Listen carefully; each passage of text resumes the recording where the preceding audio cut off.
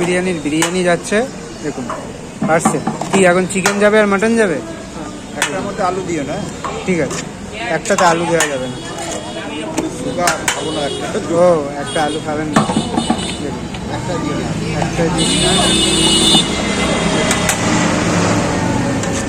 এবার তোলো তোলো তোলো।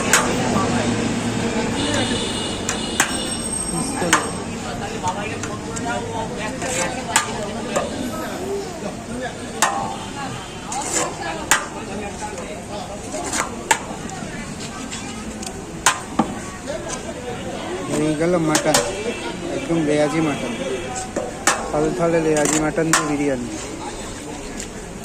চিকেন তোলো তোলো তোলো তোলো।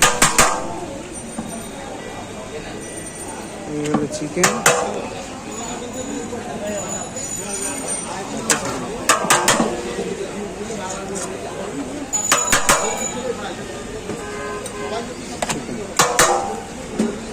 রাইস তোলো রাইস তোলো রাইস তোলো,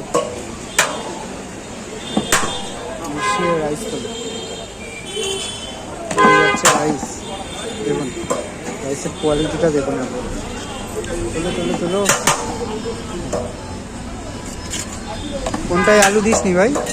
এইটাই মানে আলু দেয়। হ্যাঁ, ওটা আলাদা দিয়ে দিস।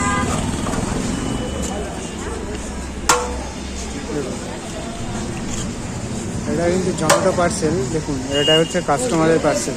দেখুন একই কোয়ান্টিটির দিক থেকে দেখবেন একই যাবে, এটুকু বলতে পারি। ওটাতেও যাবে সাদা রাইস,